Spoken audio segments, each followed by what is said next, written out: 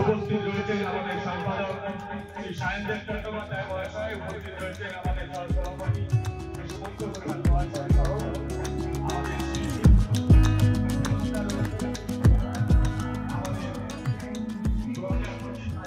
সে সকাল ভোর সন্ধ্যে রাত দুপুর যে কোনো সময় সে সময় আমাদের এই সাবজেক্ট আপনারা খুঁজে পাবেন। এবং আপনারা জানেন যে হয়তো কোনো কিছুরই আমরা রং দেখতে পেতাম না সেটা যদি আমাদের চোখে আলোর রিফ্লেকশন না হতো। তাই আমাদের এবছরের এই ভাবনা এবং জীবনের সর্বত্রই যে রং আছে এবং রং ছাড়া আমাদের জীবনটা ভীষণই অন্ধকার এবং সেই জীবনের মানেটা অনেকটা অন্ধকার, সেই দিকেই আমরা এবছরে আমাদের কাজ নিয়ে যাচ্ছি এবং আমরা ক্রমশ আমাদের কাজ মানুষের সামনে তুলে ধরবো, আপনাদের মাধ্যমে তুলে ধরবো। আজকে আমরা এই অবধি আমাদের ব্যানার উন্মোচন এবং থিমের নাম উন্মোচন করলাম।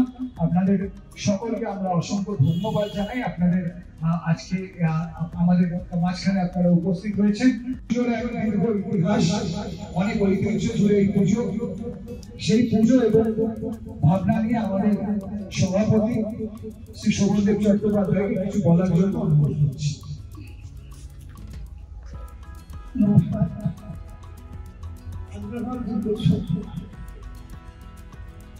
এই 2 বছর শুরু হয়েছিল আজ থেকে 83 বছর আগে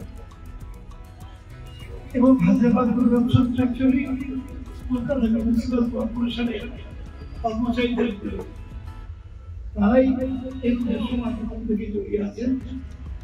কিন্তু এই পুজোটার পেছনে একটা বিশেষ উদ্দেশ্য, মহৎ উদ্দেশ্য আছে এবং সেই মহৎ উদ্দেশ্যের যিনি ভাবনা করেছিলেন তার নাম নেতাজি সুভাষচন্দ্র বোস। তিনি এক সময় কলকাতা পুরসভার মেয়র ছিলেন, কলকাতা পুরসভার কমিশনার ছিলেন এবং সেই সময় জানেন আজকেও এখনো অনেক জায়গায় আছে যে লোকটা আমাদের কাজ করছে, সে চান করে আসার পরও এখনো হয়তো অনেক বাড়ি আছে এখানে সমাজশীল করে বাড়াচ্ছে। এইসব কথা ভেবে পুজো মনোযোগী করে তখন ঠিক করে যে একটা পুজো হবে, সেই পুজোর মূল উদ্যোক্তারাই থাকবে হরিজনরা থাকবে এবং সেই পুজো প্রথম শুরু হয়েছিল তারপর কলকাতা কর্পোরেশনের পার্ক থাকার জন্য এখানে ওখানে প্রায় ৫০ বছর পরে কিন্তু আজ সুভাষ চন্দ্র বোস চেয়েছিলেন হরিজনরা সামনে থেকে কাজ করুক, তারা পুজোর অংশগ্রহণ করুক এবং পুজোর সমস্ত কিছু ফুল কিনবে, সব কিছু করবে। আজকে আমাদের সব পুজোটা ফুলটাই চাই কমিটিও তাই তারা আছেন এবং আজকে প্রতি অষ্টমীতে ভোগ খায়, নবমী তারা ভোগ খায়, এসে আমাদের এখানে সমস্ত বাড়ি পরিবার বাচ্চাদের সঙ্গে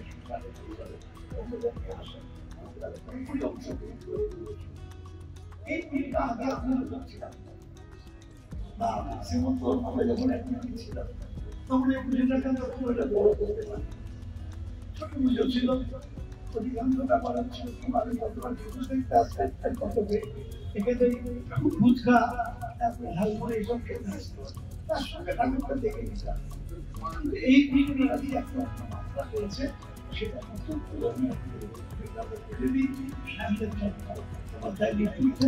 তখন থেকে এই পুজো একটা নতুন মাত্রা পেয়েছে। আজকে দক্ষিণ কলকাতার সময় কলকাতার অন্যতম আসেন। এই পুজোর যেটা একটু আগে বলছিলেন যে আপনারা প্রত্যেক বছরে নতুন করে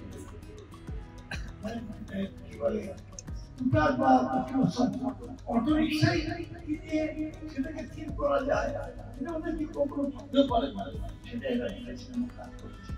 এবারে মানে পুরো বিষয়টা দৃষ্টিটা কি মানুষের জীবনে প্রকৃতির সঙ্গে প্রতি জায়গায় সাহিত্যে বলুন, শিল্পে বলুন, কৃষিতে বলুন, সভ্যতায় বলুন, সংস্কৃতি বলুন, সবই বাড়তে আমি সর্বত্র আজকে যখন জামা কাপড়ের রং প্রত্যেকে না হতো তাহলে এতটা আকর্ষণ হতো না সমাজের ভালো করে। এই রং কমিশন আমাদের সেই রঙের প্রতিফলনটা এখানে থাকতো। সেটাই মানুষের জীবনের রংটা কিরকম, তার দৃষ্টিকোণটা কিরকম, তার প্রতিফলনটা নিশ্চিতভাবে থাকবে। আরো ভালো করে বলতে হবে যে শিল্পী, আমি শিল্পী নয়, যতটুকু বুঝিয়েছি সেটুকু বলার চেষ্টা করলাম। আমি মাইকটা অবশ্যই শিল্পীরা দিতে পেরেছি।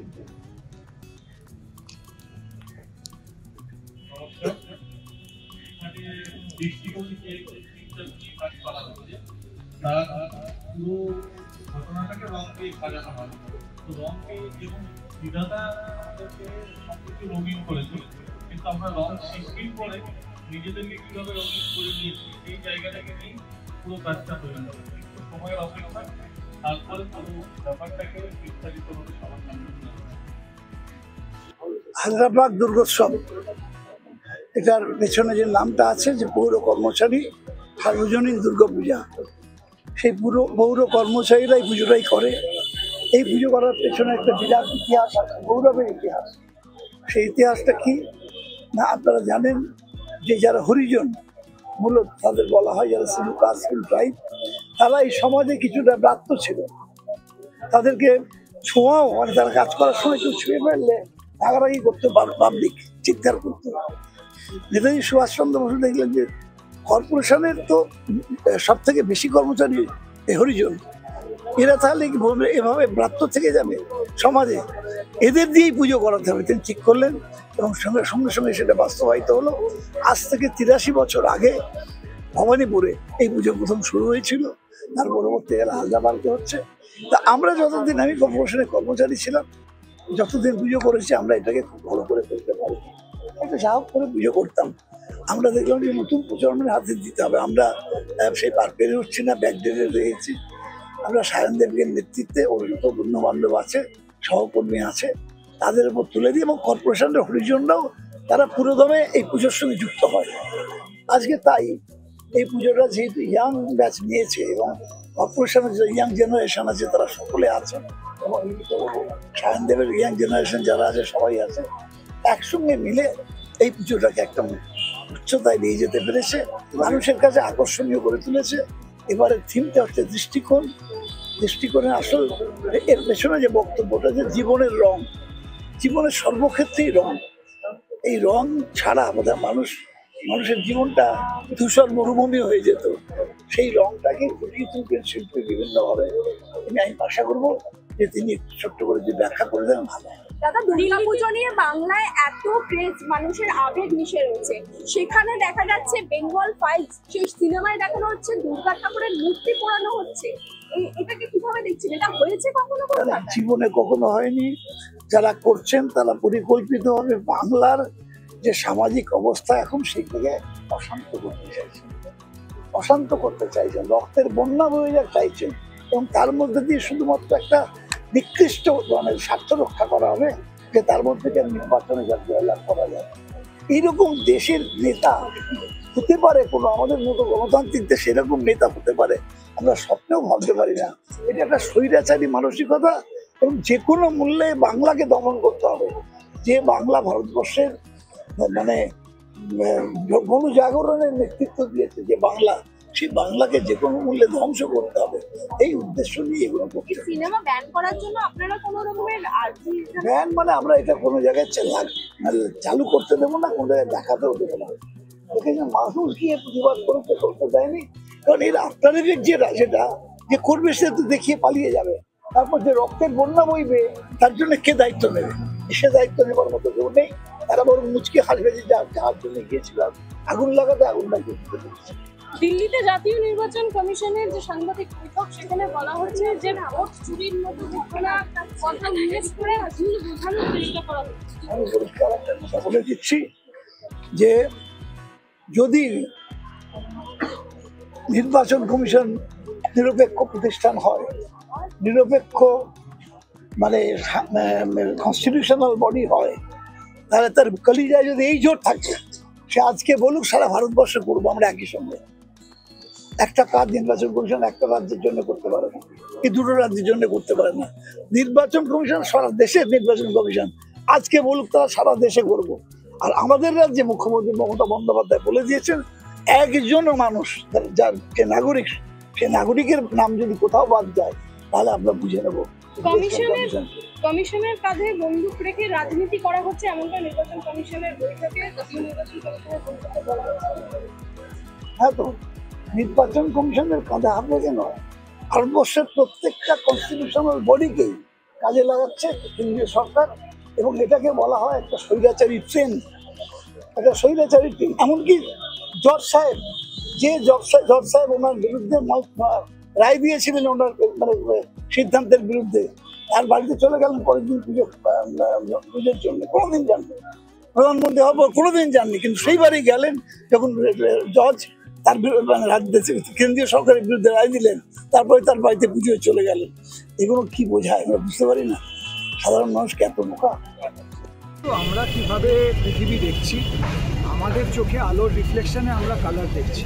তো আমাদের জীবন এবং আমাদের প্রত্যেকটা সময়, প্রত্যেকটা মুহূর্তকে আমরা রঙের মধ্যে দিয়ে মানুষের মনে পৌঁছবার চেষ্টা করছি। সেখানে যারা যারা আমাদের জীবনে রং দেন তাদের সকলকে আমরা শ্রদ্ধা জানাবো আমাদের প্যান্ডেলের মাধ্যমে।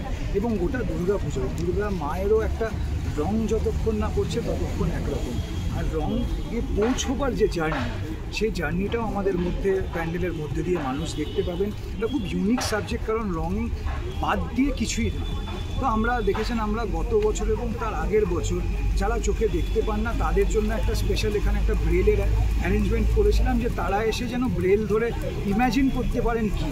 তো সেইখান থেকে একটা শুরু, যে কেন না আমরা এমন একটা সাবজেক্ট নিয়ে কাজ করি যেটা না থাকলে অনেক মানে পুরোটাই যেন অন্ধকার, পুরোটাই যেন মানে আমাদের কোনো ডাইরেকশনহীন আমরা হয়ে যাই।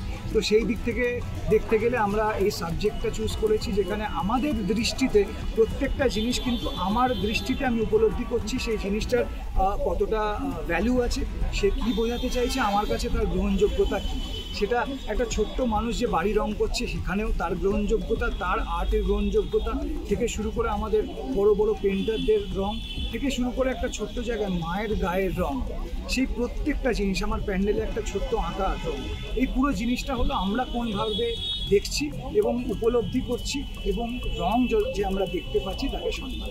এই দৃষ্টিকোণের মধ্যে বেশ কয়েকটা স্তর থাকছে, নিশ্চিতভাবে স্তর ছাড়া সেটা আমরা সাবজেক্টে পৌঁছতে পারবো না। বিভিন্ন ইনস্টলেশন, বিভিন্ন কাজের মধ্যে দিয়ে মানুষের মনকে, হৃদয়কে ছোঁয়ার চেষ্টা, যে আমাদের জীবন রং ছাড়া হলো বিহীন, এবং রং থেকেই আমাদের জীবনকে কালারফুল। এটাই হলো বেসিক বক্তব্য, সেটা ইনস্টলেশন এবং শিল্পীর আর্টের মধ্যে।